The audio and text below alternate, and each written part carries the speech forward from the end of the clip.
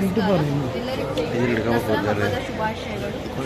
ಇಂದು 4ನೇ ದಿನಕ್ಕೆ ಕಾಲಿಟ್ಟಿರುವ ದಸರಾ ಉತ್ಸವ ಮುಂಜಾನೆ 7:15 ರಂಗೋಲಿ ಸ್ಪರ್ಧೆ ಮುಖಾಂತರ ಚಾಲನೆ ನೀಡಲಾಗಿತ್ತು.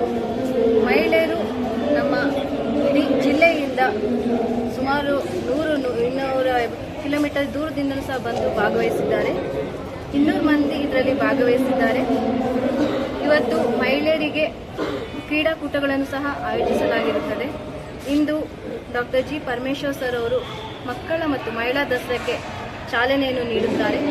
ಇದರ ಜೊತೆಗೆ ವೃಕ್ಷ ಮಾತೆ ಸಾಲು ಮರದ ತಿಮ್ಮಕ್ಕ ಅವರು ಸಹ ಇದರಲ್ಲಿ ವಿಶೇಷ ಆಹ್ವಾನಿತರಾಗಿ ಭಾಗವಹಿಸಿ ಉದ್ಘಾಟನೆಯನ್ನು ಮಾಡಲಿದ್ದಾರೆ.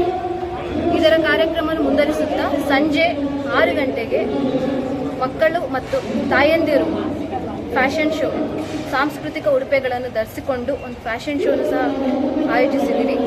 ಅದು ಬಾಲಭವನದಲ್ಲಿ ನಡೆಯುತ್ತದೆ. ಇವತ್ತು ಸಂಜೆ 6 ಗಂಟೆಗೆ ದೀಪಾಲಂಕಾರಕ್ಕೂ ಸಹ ಚಾಲನೆಯನ್ನು ನೀಡಲಾಗುತ್ತದೆ. ಇದು ನಮ್ಮ ಟೌನ್ ಹಾಲ್ ಸರ್ಕಲಲ್ಲಿ ಡಾಕ್ಟರ್ ಜಿ ಪರಮೇಶ್ವರ್ ಸರ್ ಹಾಗೂ ನಮ್ಮ city MLA Jyothi Ganesh sir ಅವ್ರ ಮುಖಾಂತರ ಉದ್ಘಾಟಿಸಲಾಗುತ್ತದೆ. ಸಂಜೆ ಹೊತ್ತು ಯುವ ದಸರಾನೂ ಸಹ ಇರುತ್ತದೆ. ಈ ರೀತಿಯಾಗಿ ಅನೇಕ ಕಾರ್ಯಕ್ರಮಗಳನ್ನು ಹಮ್ಮಿಕೊಂಡು ಬಂದಿರುವ ಜಿಲ್ಲಾಡಳಿತವು ಅದ್ದೂರಿಯಾಗಿ 11ನೇ ತಾರೀಕು 12ನೇ ತಾರೀಕು ತುಮಕೂರು ದಸರಾಕ್ಕೆ ಇನ್ನೊಂದು ಫೈನಲ್ ಕೌಂಟ್ಡೌನ್ ಅಂತಲೇ ಹೇಳ್ಬೋದು. ಎಲ್ಲ ಸೆಲೆಬ್ರಿಟೀಸ್ ಬರ್ತಾರೆ, ಸಿಂಗರ್ಸ್ ಬರ್ತಾರೆ. ತಾವೆಲ್ಲ ಬಂದು ಭಾಗವಹಿಸಿ ಇದನ್ನು ತುಂಬ ಸಕ್ಸಸ್ ಆಗಿ ಮಾಡಬೇಕು. ಪ್ರತಿ ದಿನ ಬೆಳಿಗ್ಗೆ ಪೂಜೆ ಇರುತ್ತದೆ ನಮ್ಮ ಹೈಸ್ಕೂಲ್ ಫೀಲ್ಡಲ್ಲಿ ಬೆಳಿಗ್ಗೆ 5 ಗಂಟೆಯಿಂದ 10 ಗಂಟೆವರೆಗೂ. ಮತ್ತು ಸಂಜೆ ಸಾಂಸ್ಕೃತಿಕ ಕಾರ್ಯಕ್ರಮಗಳು ಇರುತ್ತವೆ. ಸಂಜೆ 6 ಗಂಟೆಯಿಂದ 8-9 ಗಂಟೆವರೆಗೂ ಇರುತ್ತದೆ.